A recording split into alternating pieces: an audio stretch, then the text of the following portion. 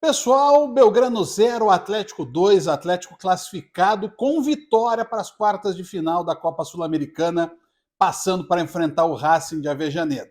Uma vitória segura do Atlético, apesar de todo o panorama contrário, né? O Atlético pressionado, teve até pedra sendo atirada no ônibus do Atlético, por sorte ninguém foi atingido. O Atlético com uma expulsão do Esquivel, uma expulsão justa, logo com 20 minutos do primeiro tempo, mas o Atlético praticamente não correu risco. Olhe para o jogo da quinta-feira passada e veja os apuros que o Atlético passou, e muitos deles, inclusive, pela sua própria dificuldade em defender-se. Mas dessa vez o Atlético conseguiu. Mesmo nas bolas em que o Atlético acabou errando, principalmente na marcação da bola alta, foi talvez a grande dificuldade do Atlético no jogo, mesmo assim o Belgrano errou. Então somou-se um rendimento melhor defensivo do Atlético, bem melhor do que nos últimos jogos, diga-se de passagem, com a incapacidade da equipe do Belgrano. Juntando essas duas coisas, incapacidade e o nervosismo, né? Juntando essas três coisas, então, o Atlético foi superior e venceu o jogo sem correr riscos. O Léo Link não fez uma defesa difícil no jogo e o Atlético atacou duas vezes no segundo tempo e fez 2 gols. É a velha história, né? O Atlético enfrentou um adversário que ficou com 76% de posse de bola, mas não acertou uma vez o gol nos seus arremates. Eu sempre falo que é meio perigoso, que é complicada essa situação, mas dessa vez me pareceu o tempo todo que as coisas estavam controladas.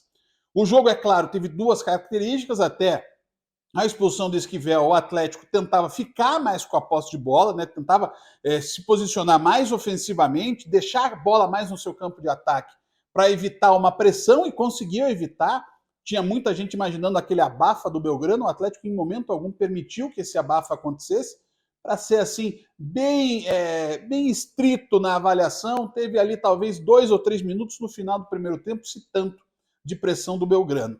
Quando é expulso o Esquivel, o Varini acaba optando pela saída do Zapelli. Da forma que o jogo estava, o Zapelli é que teria que sair mesmo, porque o Christian ia ajudar na marcação o Fernandinho, nas laterais o Coelho e o Canóbio, nas extremas, digamos assim, eles marcavam e saíam, e, é claro, o Mastriani tinha que ficar lá na frente, porque o Atlético precisaria de uma bola, ou o Mastriani, no caso, precisaria de uma bola. A partir disso, é claro, o jogo se posicionou dentro do campo de ataque do Belgrano, na defesa do Atlético, mas o Atlético, tirando um ou outro deslize dessa bola alta, conseguiu ser soberano no seu sistema de marcação e evitando que o Belgrano chegasse com algum perigo. E aí, como eu disse, o Mastriani precisava de uma bola. E ela veio na ligação direta do Thiago Heleno, na falha do Troilo, e aí o Mastriani, com espaço e com condições, precisou só desse lance para fazer o seu gol. Ali o Atlético se classificava, porque virou uma chave, mesmo já Fernandinho fora, né, porque saiu lesionado e tudo, o Belgrano já não via mais a condição, do jeito que o jogo andava, de se classificar. Tecnicamente um time carente de algumas peças e o Atlético soube, dessa vez, evitar os riscos. O fato do Atlético ter, inclusive, jogado mais para a defesa e mais compactado, diminui até aquela situação da lateral direita.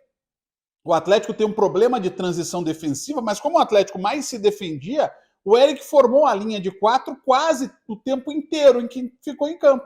Né? E aí, com isso, o Atlético dominou o setor e o Atlético não teve riscos. O Velasquez, que foi o melhor do Belgrano na arena, não apareceu e o Atlético conseguiu ainda ampliar a vantagem com o Diório em mais um contra-ataque. Foram 2 avançadas do Atlético no jogo e nas 2 o Atlético foi lá e conferiu. Classificação absolutamente justa, um jogo, claro, com toques de heroísmo, naturalmente, pelo contexto do confronto, por ter jogado 75 minutos, né, somando os acréscimos, com um jogador a menos, e o Atlético vai fortalecido para os próximos mata-matas, onde as coisas estão funcionando. No Vasco, primeiro na Copa do Brasil e depois com o Racing na Sul-Americana. Diante do Vasco, eu vejo o Atlético favorito. Diante do Racing, os argentinos estão num momento melhor, mas aí é até bom para o Atlético aparecer como azarão nesse jogo das quartas de final da Copa Sul-Americana. Segue o sonho, segue aberto o caminho para o tricampeonato da Copa Sul-Americana. Um abraço.